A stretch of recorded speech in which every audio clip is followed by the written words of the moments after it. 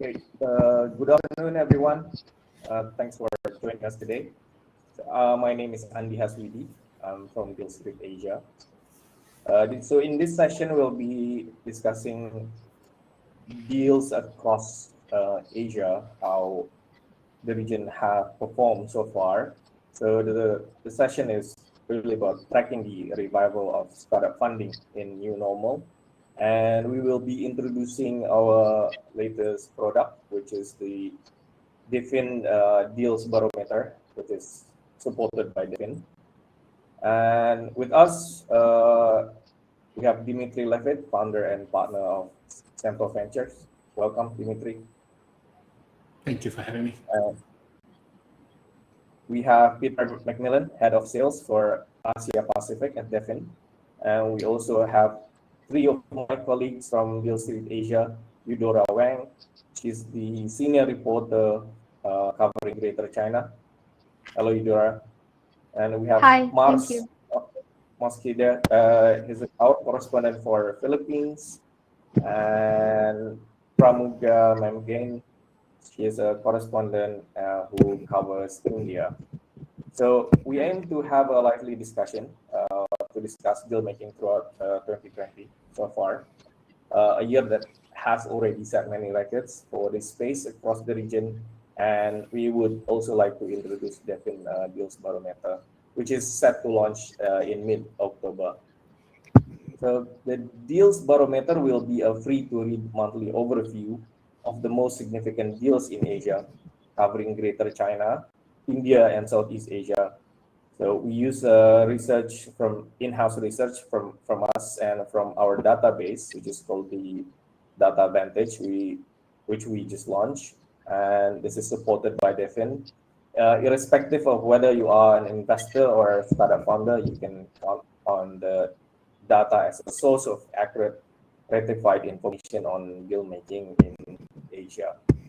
So considering the focus of the barometer is purely deal making, that's what we are here to discuss today.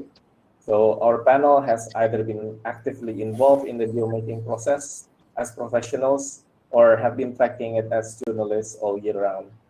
So, and even 9 months in, it has been a landmark year in terms of deals. So let's get to it then. I'm gonna start with you, Dmitry, because you just launched Cento report on deal making in the first half, I believe. And the report mentioned 2021 as an exuberant year. And one of the most interesting data points was sharp upturn in deal sizes and valuations. And median round sizes have gone up apparently for pre-Series A, Series A, and Series B. So how do you account for this growth in the deal making, particularly given the impact of the second wave of the pandemic? Go ahead, Dmitry. Sure, and thank you again for having me, and good to see you. I've been a loyal follower of your columns. I actually had to go search the document for the term exuberant because I remember that the numbers that we collated for first half of 2021, they're actually lower than the respective period for 2020 and 2019. I found where we used that term. It was in relation to the publicly listed stocks out of Southeast Asia. So C Group and also slightly less visible, but nevertheless unduly undercovered IFAST, they've been on a complete tear since the beginning of 2020. And that seems to be sending a strong signal to the world's investors to come and check out what's going on.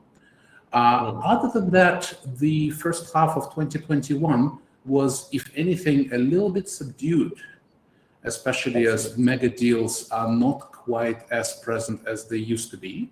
There is a nice steady uptick in the 10 to 50 mil per, and seed investments are continuing.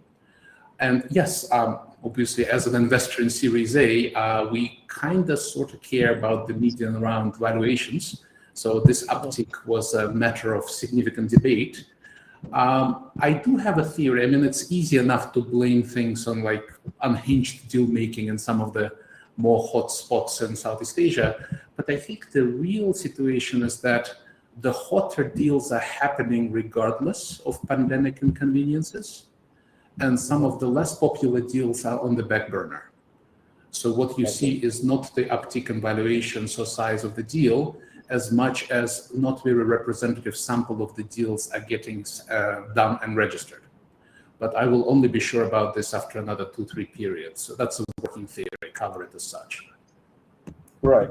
If as you said, deals have been somewhat, slightly slower. How do you explain so many unicorns that have been minted so far this year? Maybe we can compare notes, but our calculation at least shows we have had 18 companies surpassing 1 billion valuation this year, and this is happening across different verticals, mostly fintech, but we see a lot of new unicorns coming from e-commerce as well as logistics, obviously because e-commerce penetration. What do you make of that, Dmitry? I see at least 3, if not 4, factors at play. There is a cluster of logistics companies finally coming into their own, and that's the result of the hard work of a bunch of e-commerce investors over the last half a decade, who created companies that consume inordinate amount of logistics services. In our report, we actually mostly skip over the logistics companies because we don't see them as tech companies as much as tech adjacent. But even without pandemic, I think they would all be getting these valuations these days just because of the 30-40%, sometimes 70% year-on-year growth of e-commerce even before COVID hit. Now that COVID accelerated some of the categories, especially the logistics heavy ones, like groceries, of course, this sector gets an uptick. So that's one factor at play. The other factor, also secular and doesn't really have much to do with the pandemic, is digital financial services, a global investment theme. It got significantly hotter as a whole bunch of things changed. Regulators changing their stance. Certain theories about wallets and payments have been debunked. But yeah, globally, pandemic drove traction with a whole lot of payment companies, and therefore valuations are trending up. But note what digital financial services players in Southeast Asia cover. Quite a few of the names that you just mentioned, that's not consumer plays, that's SMEs getting digitized. And that's transfers between them. So that's the second thing at play. The third thing at play, I would call it the Philip Yo effect. These are companies registering in Singapore and getting called Singapore unicorns, even though they do not really index to anything related to Southeast Asia's demographics or economics. So that happens. And the fourth thing in play, I think, is, I'll have to mention it, exuberant global capital markets spilling over from China and India and finding a new outlet. But I have to say LATAM caught even worse. So many more such unicorns getting minted in Latin America, but Southeast Asia catches some of the overspill as well. So that would be my 4 favorites. Interesting. Thanks for that. Peter, I'm sure you're looking at the activity, from a different light. I understand that, DFIN offers a number of applications to assist investors as well as tech companies. So what do you make of 2021 in terms of deal making so far? What sort of big trends you're looking at? Yeah, I think Dmitry mentioned quite a lot of the important ones that we see from our clients and when we're talking to them. I think Southeast Asia in particular, I know you mentioned some of the kind of fundamental trends and attributes that Southeast Asia has, but I think one of the additional ones that a lot of our clients have been tapping into and really thinking about Southeast Asia and Indonesia and Philippines, as you mentioned in particular, is that mobile penetration rate. And I think a lot of them have been looking for opportunities where clients have those kind of digital-based platforms that can really thrive across a great area to a large population and just provide that kind of access that brick and mortar just can't reach. Dmitry mentioned, I think banking and I think private wealth and just general investing platforms have been a huge recipient of this kind of advantage. And obviously the pandemic has really accelerated this entire trend for those particular platforms, and especially those ones that have been able to scale or just pivot in the direction to make sure that they are up and running and attracting the attention of investors. So from those investors that we talk to, that it's really about looking for those kind of opportunities, and they see that there are a lot there. And I think obviously, valuations have gone crazy, and we talk about capital markets activity. I think globally it's been an absolutely blockbuster year from that perspective, and I'm sure we'll talk about that a little bit later, and all those kind of factors going in and contributing to driving those valuations up. But I kind of feel from a pandemic situation, it's almost like a silver lining on a very gray and dark and unwelcome cloud, where this opportunity has come out of this adversity, and investors are really looking to pick up on these companies and make sure that they're getting involved. Yeah, I'm curious about the, a lot of the deals during the pandemic, at least, some due diligence being conducted virtually. Wondering what have you seen in terms of the role of technology and bolstering deal making during the pandemic? I think as a result of the pandemic, as you just said, there was an initial slowdown in deal making, obviously from economic and health concerns and everything like that combining in there. But I think overcoming those kind of obstacles and getting past that particular challenge, the market has embraced technology from our perspective and really adopting these digital tools. And I think the last 18 months, and certainly I would say almost since the second half or even fourth quarter of last year up to now, definitely seeing that it's a sustainable channel going through digital marketing and digital deal making to really increase the speed at which deals are done and giving people more options when they're going across. So I think from our kind of client conversations, there are a few ways that they really have taken this to heart and really adopted this as part of their workflow and process. So I think the first one clearly is being able to open up more doors. I think whether you're a company looking for investors or an investor searching for opportunities, having that technology platform to be able to connect with the party that you're looking for, through tapping into different communities, and then using the different technologies to marry up with partners has been a critical capability, and probably left people in a better position than they might have been prior to the pandemic. And those communities have probably developed as a result of the pandemic. So everything has kind of come together to really promote that kind of capability. And then we all know that AI is a powerful tool, and it can really help to take away certainly a lot of monotonous jobs that were previously done manually. So whether you're exiting or entering into a particular asset, the idea that you can reduce time spent on these tasks and really, like due diligence, and really speed up and get to the heart of the matter and analyze the data rather than spend all your time searching for it, has really allowed people to be able to look at more opportunities and assess, across a wider scope of areas when they're looking at the quality of investment that they'd like to go for. Right. And this is also kind of coupled with being able to collaborate remotely. I mean, obviously here today, we're all doing this over a webinar, when probably 2 years ago, we would have been face-to-face.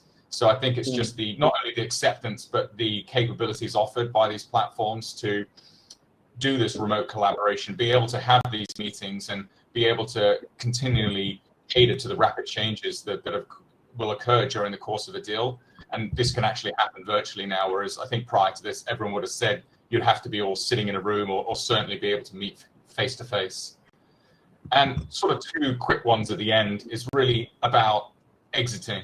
Obviously everybody wants to take a return out of their investments, but being able to prepare your investments with kind of public ready financials so that companies can match up to the standards investors expect, especially now when we're in a much more global arena with all this technology. But allowing people to be as professional as possible when they're presenting themselves to investors, especially when they don't get that initial kind of face-to-face opportunity, it's a great tribute for these guys to put on top of their books. And then, and finally, when you're actually in the midst of a deal, is being able to analyze the investor activity, really understand what investors are doing, what they're looking at, what the interests are, what documents they're reading, what they're spending time on, so that when you get the opportunity to address them, you can really focus on what their specific requirements will be, and you can be a lot more productive in any meeting or conversation that you have afterwards. So I think, Right. those 4 or 5 are the ones that we've seen have really come out of this, that people have found a benefit, and certainly technology has helped to smooth this path for them. I want to get your testimony on this, Dmitry. I mean, I know a lot of investors still prefer, directly meeting their investees, potential companies to invest in, and personal relationship obviously matters a lot, right? I mean, to get to know the founders. So what has been your experience in terms of the use of the technology, during the pandemic to handle deal making, due diligence, and etc.? Sure. So we were set up from the beginning as a digital first team, all about our shared CRM, all about our chat systems, despite some of my colleagues preferring meeting face-to-face. We kind of enforced the digital first posture, mostly because we decided to be clustered in Singapore, but cover the rest of the region by traveling a lot. And so everybody is on the road and therefore have to coordinate. So from that perspective, the only thing that happened since the pandemic is I had to add another screen on top of my current setup to handle all the messenger windows, because every country in Southeast Asia seems to insist on having 2 or 3 on top of WhatsApp. But on a more serious note, interestingly enough, we have actually seen a slightly reverse impact. We put quite a bit more work on the shoulders of our local advisors and venture partners. Previously, it was so easy to hop on a flight and see what's what. Now we actually work our human intelligence network quite a bit harder than we used to before. And there is another interesting cultural aspect to the whole thing. There used to be a certain divide in Southeast Asia. I think it was a generational divide, after which it is not very sensitive or polite to insist people take a call with you. After a certain level of seniority or age, you get on the flight and you visit Jakarta in person. Not so anymore. Now we have a fantastic, tragic reason to say, even a 65-year-old billionaire, could you please ask your grandchildren how to use Zoom and get on a call with us? So that was a small silver lining to the outright disaster that has struck. Okay. In theory, technology should allow investors, as you said, venture into previously untapped markets, right? And of course, the pandemic was a test case for this. But I'm curious about the ramifications for deal making in Southeast Asia, because does this mean tougher competition for local VCs, because you get global VCs from the US and Europe as well? As we know, I was just looking at the data for the participants, the Southeast Asia participants of the Y Combinator program this year.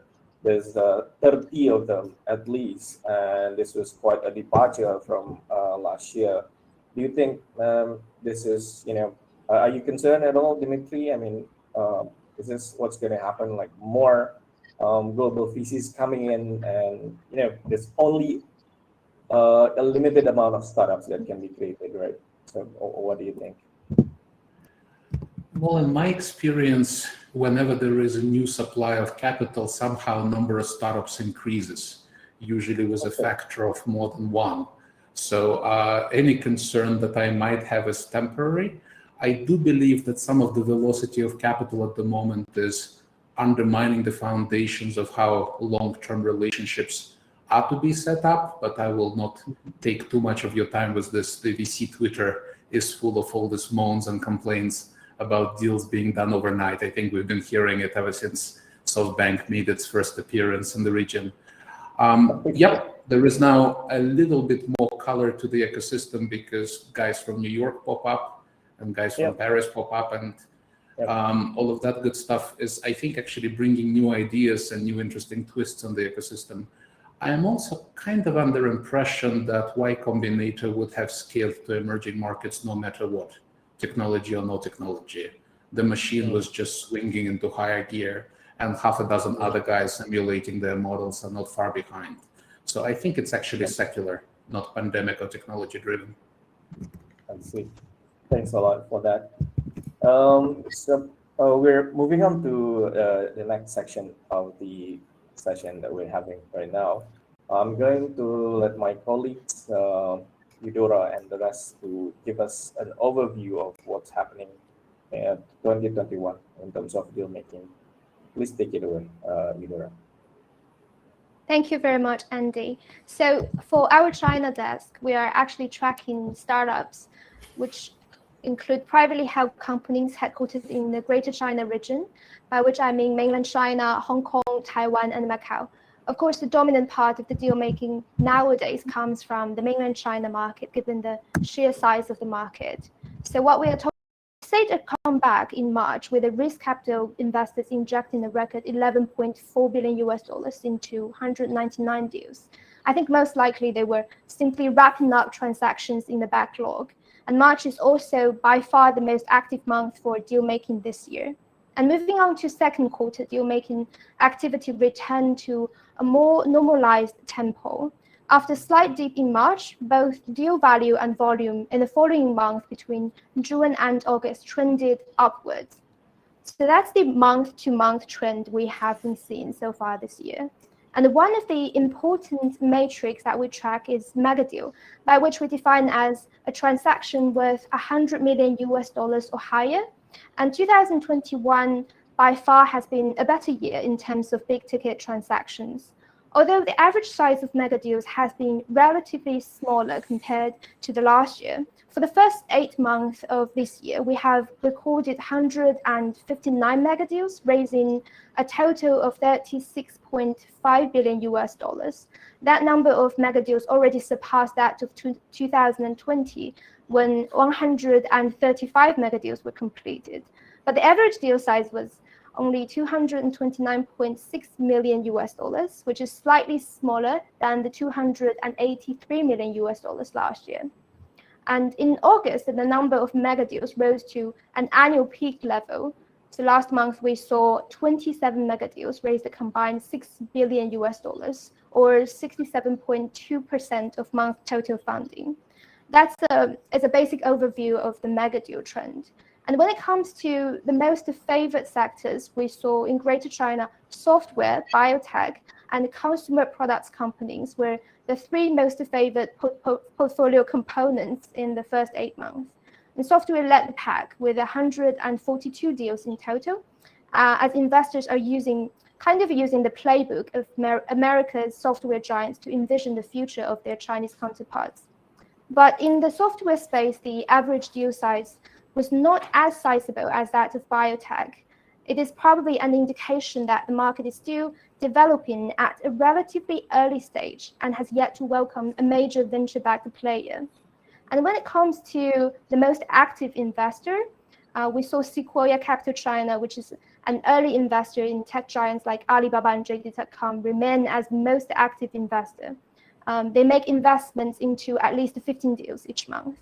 And Sequoia China is followed by other well-known rainmakers, including Hillhouse Capital and its fairly young venture capital unit, GL Ventures, and other companies including Qiming Venture Partners, Matrix Partners China, and Lightspeed China Partners, and beyond. So in general, we saw those investors remain quite bullish.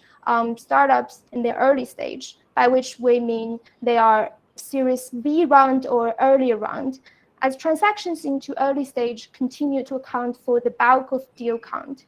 But their appetite for early stage portfolios is expected to grow in the following month after the launch of a new stock exchange in the capital city of Beijing to serve more small and medium-sized enterprises.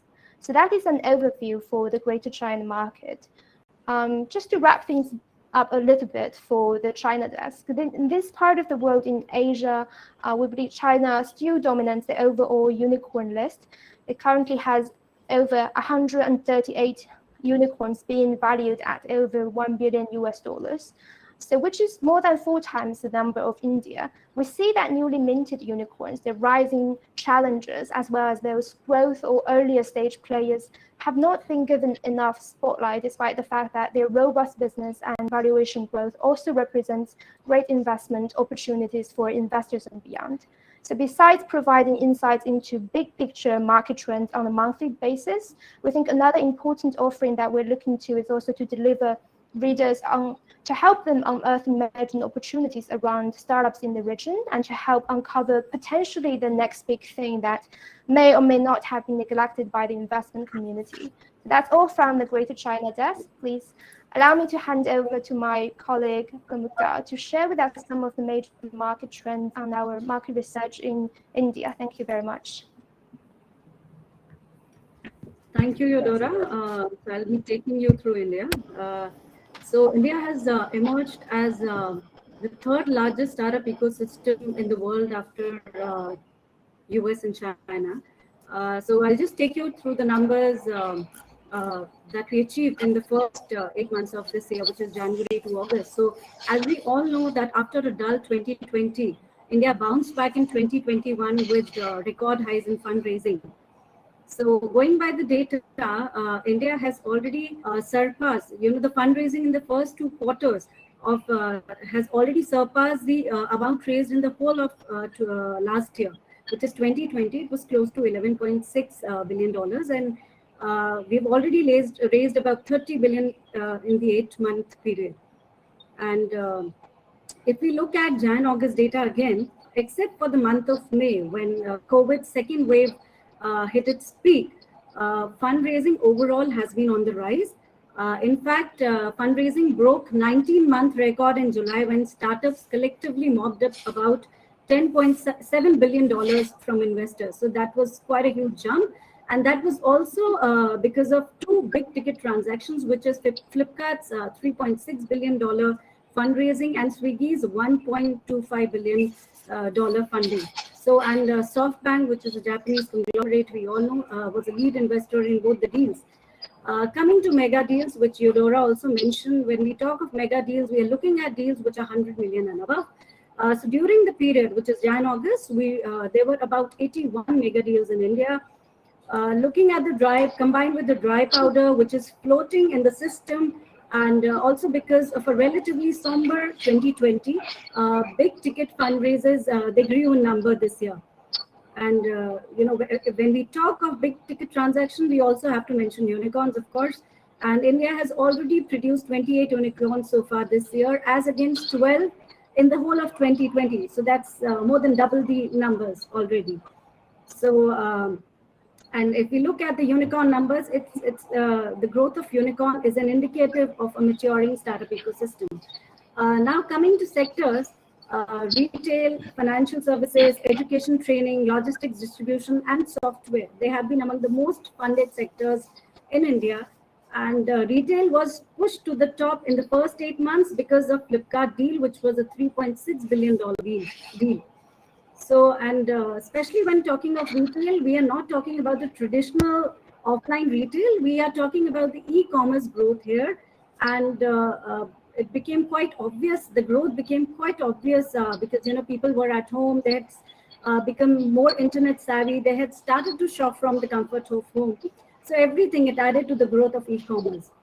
And the fact that these consumers, who got onto the internet, they became, they started transacting online. And that in turn spiked the demand for online payments platform, which is, fintech we are talking about. So fintech is one area, another industry which saw a tremendous growth during the 8-month period. So pending, MSC, financing, pay later options, they all are adding to growth of fintech.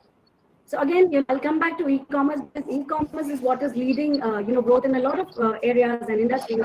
As Dmitry mentioned, that again, logistics and distribution, e-commerce has a huge role to play in the growth of this particular industry.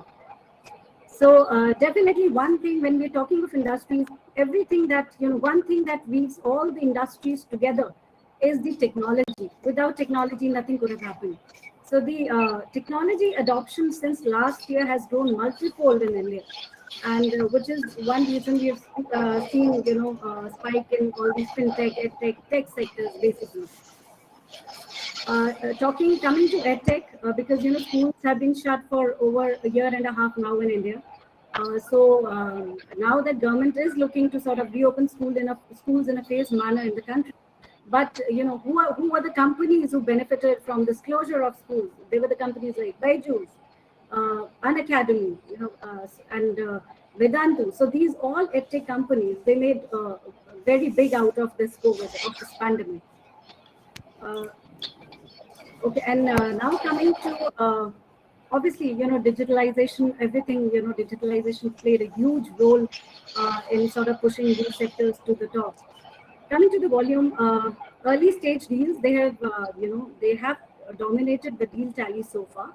So when we talk of pre-seed to Series A deals, they accounted for about 55% of the total deal volume between July and August. We had some total of 930 deals, and their contribution was about 55%, which is evident of the fact that, even investors, they have started to show confidence in new business ideas, as working from home has become the new normal. Investors are not shying away from investing in these new businesses. So in terms of sectors, when we talk of digitalization and when we talk of software, particularly B2B SaaS is another area which is catching a lot of investor attention.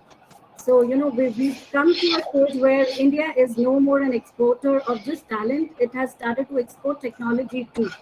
And, Freshworks IPO is one of the examples that we're proud of as a country of Freshworks IPO. So enterprise software, since, people have started to work from home, working from home has become the new normal. So enterprise SaaS startups, they have again sort of picked up pace. Coming to the top investors, Sequoia has always been, one of the most active investors in the Indian startup ecosystem, and it does seed stage deals through its accelerator fund, which is Surge. Then you have Venture Catalyst, its accelerator for 9 unicorns, Inflection Point Ventures, Axel, Titan Capital, Tiger Global, Let's Venture. So these are some of the top investors in the Indian startup space. So that's about it for India. So yes. Thanks, Pramugdha. Over to you, Mars. Hi. Thank you, Andy, and good afternoon, everyone. For Southeast Asia, we've started producing the monthly deals monitor in January of this year, focusing mostly on venture capital deals. And for the first 8 months of the year, we've noticed that 2021 is shaping up to be a bumper year for startups in the region looking to raise funds. Just for comparison, the entire 2020 saw 8.5 billion in total startup funding, while 8.8 billion was recorded in 2029. And the figures in these 2 years included private equity, debt instruments, equity crowdfunding, ICO, and other forms of financing, and not just venture investments. For this year, from January to August, startups in the region have already raised $8.3 billion from over 450 deals that were mostly venture capital investments, excluding PE and other forms of financing. I said at least 8.3 billion because there were more than 50 deals during the period that did not disclose the amount raised. So with September and the fourth quarter still to be reported, we are confident that startup funding in Southeast Asia could be a record high this year. Now, looking at a month-on-month basis, the month of April posted the highest deal value at over $3 billion. Largely, that's due to 3 mega deals that took place during the month. More than half of the amount raised in April was from J&T Express, the express delivery company in Indonesia that raised $2 billion in funding, backed by Chinese VC Sequoia Capital China. Also in April, Indonesian e-commerce firm Bukalapak raised $234 million in a Microsoft and GIC backed funding. For the year to August, we've seen 16 mega deals. As mentioned earlier, these are deals valued at $100 million and above. These 16 mega deals raised a total of $5.4 billion. That's more than half of the total amount raised in January to August of this year. These mega deals included, of course, JNT, and there's Gojek's $300 million round. We have Vietnam, VN Life's $250 million fundraising. We have Singapore's Neum's $200 million funding that minted the company as a unicorn. We also have the $640 million Series E round by Trax, the Singapore-based company. And going to geographies by country, well, Singapore continued to dominate the deal table in terms of volume. Singapore saw 212 deals so far, but it was Indonesia that raised the most amount at $4 billion with just 109 deals, largely due to the JNT Express deal. Vietnam had 55 deals valued at $421 million. The Philippines raised $312 million, which I think is a record for the country so far. There were 31 deals in the Philippines. Malaysian firms raised $234 million from 30 deals. Thailand had 15 venture capital deals valued at over $31 million. Again, these were mostly venture capital deals and deals that were participated by venture capital firms. We excluded PE and other form of financing. By sector, logistics was the top sector in terms of value with $2.5 billion. Fintech and financial, registered 92 deals with over $1.3 billion in funding. Well, of course, e-commerce received nearly $1 billion in venture capital from 44 deals so far this year, while AI, insurtech, healthcare, health tech, food tech, software, agri-tech, and edtech comprise the top 10 sectors by deal value so far this year. As mentioned earlier, 2021 minted more unicorns than in the previous 5 years. We now have 18 unicorns, as Andi mentioned a while back.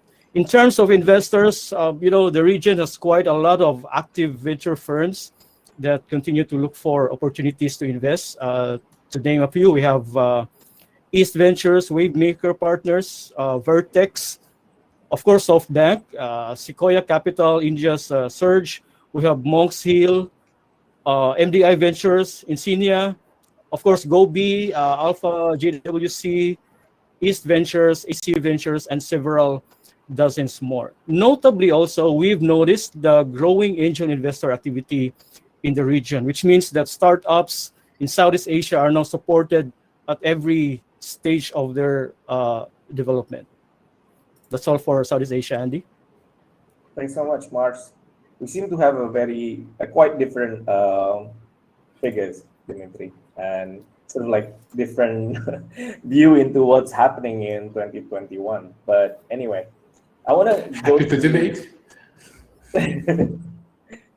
I want to go to Eudora on one topic that a lot of us have speculated, right?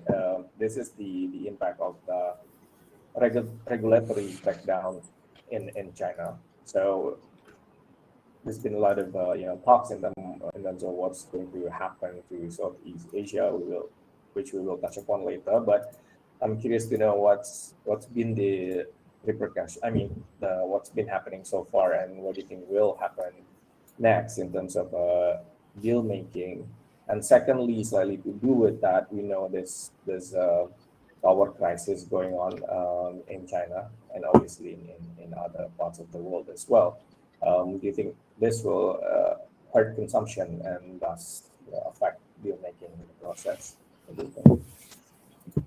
Thank you, Andi. That's really a big question, I would say. Yes, there has been a lot of changes in the China market. And previously, we also talked about different sectors that had been more favored by investors across different markets.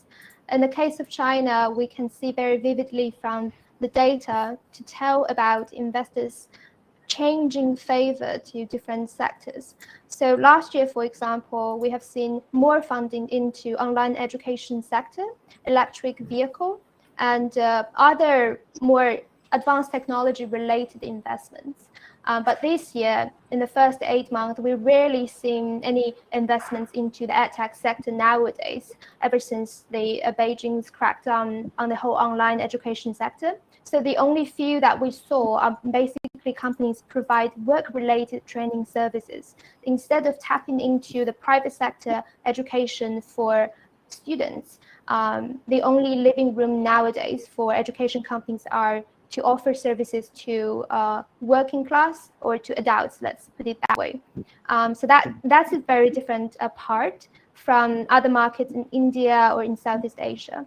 And another major change mentioned, like unlike in India, where more attractions are going towards e-commerce or logistics, those sectors have been very much mature in China market already. So in e-commerce, we have major players like Alibaba, JD, and Pinduoduo. There are very little room left for newcomers to get into. So these companies are increasingly serving as more like a platform, online platform for, say, consumer products offer companies to tap to the consumer needs nowadays in China. That's why consumer product sector has become the third most favored sector in the China market. Those companies are more involved in the provision of food and beverage, beauty and hygiene, or clothing, fitness and wellness for Generation Z, so younger generations that's who have very different demand compared to the generations before. And the most favored sector, including software, and this has been seeing more growing tractions these days. But part of that, we think, would probably related to the recent tech crackdown that is more onto consumer-facing businesses nowadays, especially for those that's collecting data of over 1 million users in the domestic market. So we suppose that's part of the reason why software companies that are directly dealing with enterprise clients are more immune to the recent regulations in the domestic market. That's why investors also find it a safer spot for them to make their bet nowadays. So that's sector-wise. Thank you, Andi. Dmitry, I want to go to you. What does this mean for Southeast Asia? I mean, there's been a lot of speculation that more funds will come, obviously. But how is it going to affect us here? Hard to say. Every time I ask my colleagues and friends in mainland China, what am I to think? They're telling me we're lying low for the rest of the year. Check with us in 2022. So we wait for the outcomes with bated breath. But does that mean big companies like Tencent, Alibaba will get tracking in terms of developing? I mean, they already have a lot of investments here in the region. Does this mean they would instead pay their attention more here? I have really no idea. All I can see is that people are leaving their international investment arms. That's what I see right now. Is that the just turnover of staff, or is that a change of priorities, or is that lying low not to attract even more scrutiny? Who knows? It does seem to be the case, though, that the changes in China involve promotion, a significant push anyway, for any and all sorts of cross-border activities that export results of Chinese manufacturing prowess. So I think the world is about to be flooded with many more variations of TikTok and unbelievable number of D2C brands from China. So that we're already bracing for. Everything else to be confirmed. Okay. Thanks so much, Dmitry. Mars, I'm curious on your thoughts regarding the unicorns. We have had a lot, right? Like 18 more than the preceding 5 years. You think this is a one-off, or you think it will sustain? Who's next? Our list of unicorns.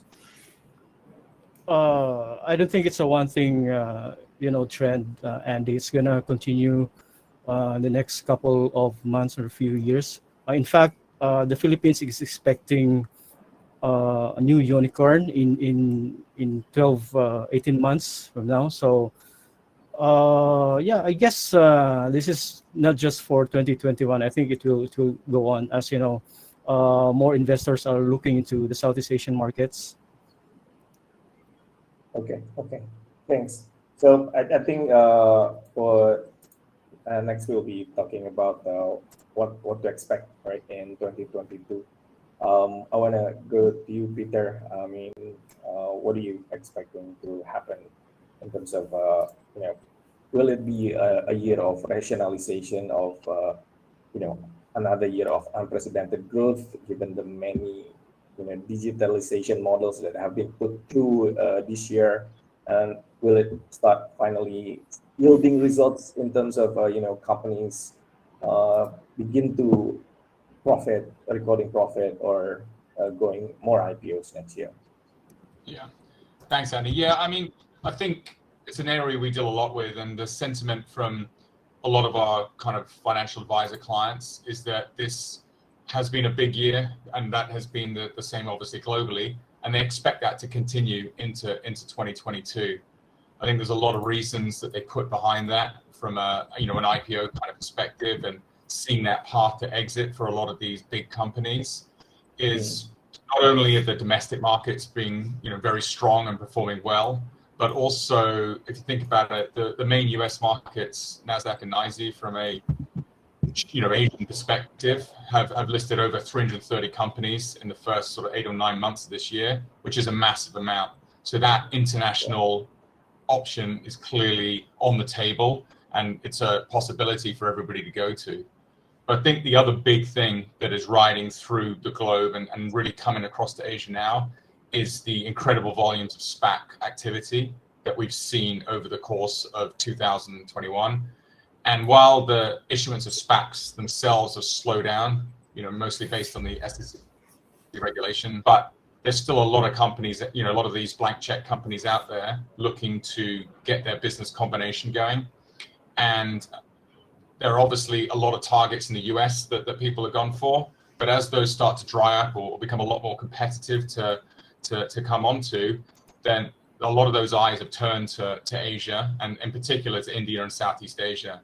And you can only have to look at the Grab de-SPAC kind of deal, which going to value them at something like $40 billion to show how much store these investors are putting in this particular region. And as these de-SPACs become more and more, the time pressure comes on them because they only have 24 months to go before they complete that business combination, that there's more and more going to happen. And for instance, I think this quarter so far, pretty much the end of it, we've had about 50% more de-SPACs complete than last quarter. And there's no reason that trend won't continue going in, given that there's probably 400 that still need to complete their business in the next 12 months or so.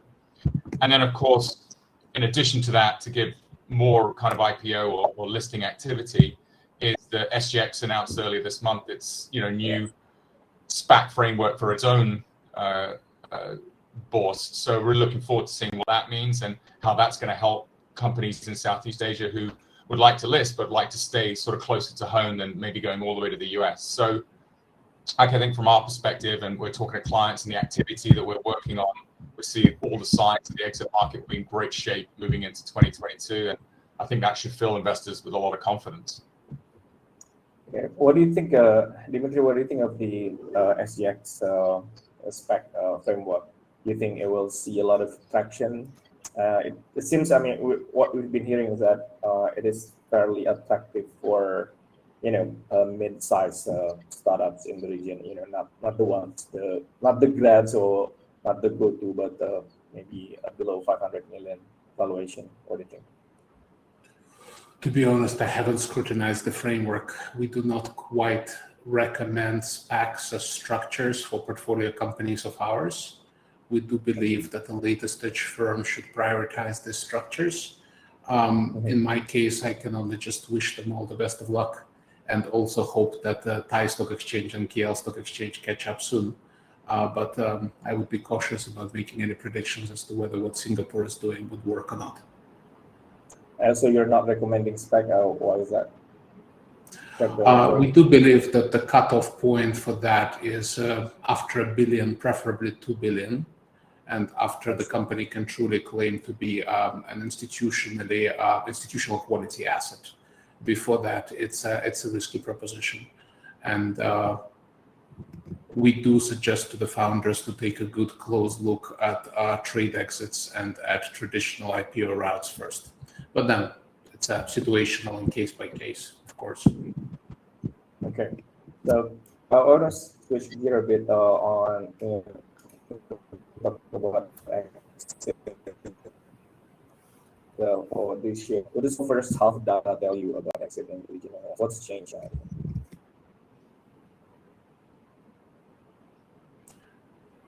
Hello, can you hear me? There was a bit of a patchy network. Could you repeat your last?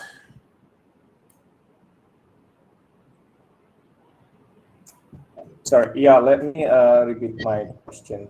I was asking you, Dmitry, sorry for the signal earlier. But I want to switch to exit. I'm just curious, what is your first half data tells you about the exit trend in the region? What's changed relative to last year? Yeah, so I'm looking at the list of exits that we tracked. Things look, like I said, a bit subdued. We are looking at 4 trade exits and a couple of pretty impressive IPOs. Yeah. And for the first time, I think in our tracked history, IPO liquidity exceeds trade exits, which is a far cry from late 2019, when consolidations, mergers, roll-ups, corporates buying smaller corporates was all the rage. So I would speculate that for the moment, if you're running a sizable company, you cannot possibly plot your strategy for the next year with confidence in Southeast Asia, not until you know what the vaccination rates and the lockdowns and the government policies would do. So you might undertake a tactical acquisition, acqui-hire 10 million here, 20 million there, but you would not be making major moves unless your industry is unique and you are in some sort of a trap where you have to acquire or make a decision. So I'd say most likely there is a whole bunch of not quite yet ready trade exits that are being postponed till clarity arrives. It's a pent-up M&A volume. And that stuff we will see in 2022 or maybe even 2023.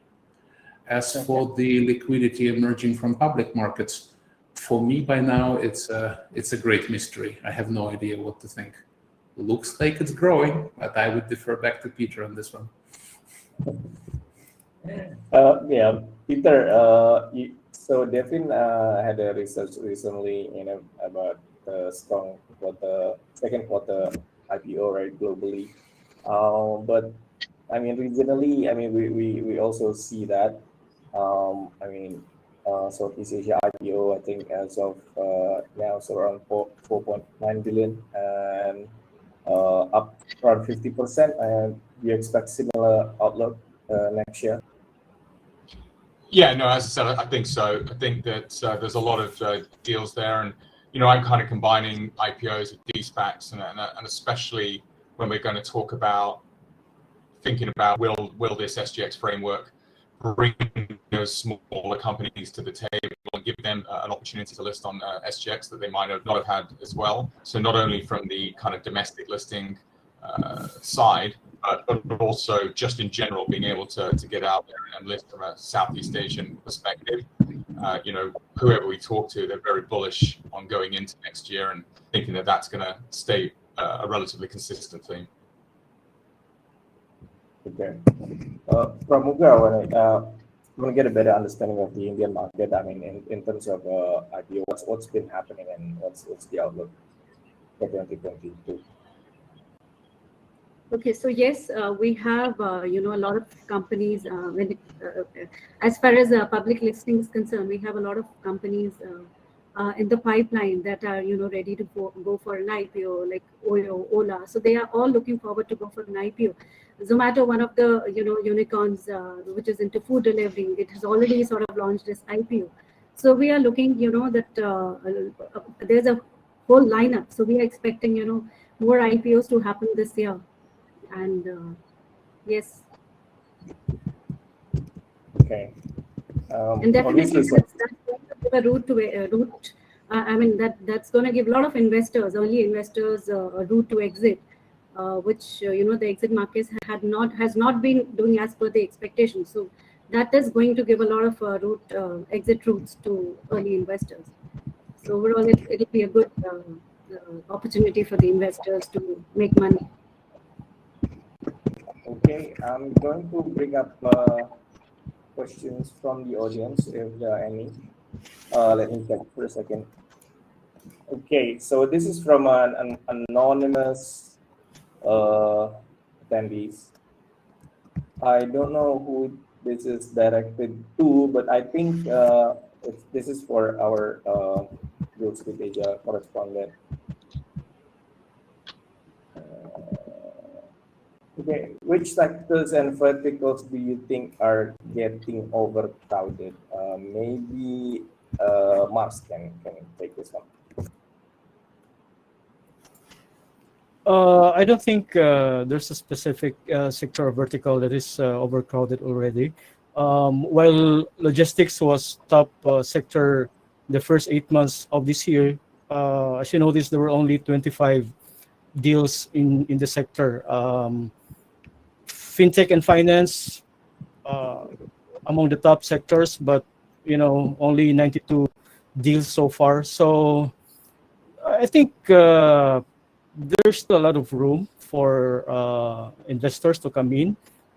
It hasn't there's no overcrowding yet, and there's a lot of space for players to invest in. Great. Thanks for that, Mars. This one I think is for Dmitry. Dmitry has, I don't mean to extend the session, but I do not believe the region needs this many buy now, pay laters. But let's do a whole separate session on that. okay. And this one is for you, Dmitry. What would your advice be for startups that are seeking to raise capital? Read DealStreetAsia and follow. Read DealStreetAsia. Keep track of who invests into what. Build your own list of targets in Airtable, and really stop asking this question at conferences. It's now become a bit of a science, less of an art. So just list the investors that you see operating in Southeast Asia, study their about pages, and organize them into a list and hit them all, preferably on their correct emails. Okay. All right. Guys, I think we have arrived at the end of our session. Thank you so much, Peter. Thank you so much, Dmitry, and my colleagues, everyone. Just a bit of info. You can register for our monthly deal barometer on DealStreetAsia website, and it's free of charge. So starting next month, we'll be publishing this monthly overview on China, India, and Southeast Asia. Thank you everyone for the pleasant chat, and I thank our audience for attending this session. Thank you, everyone. Thank you, guys. Thank you. Thank you. Thanks. Bye-bye.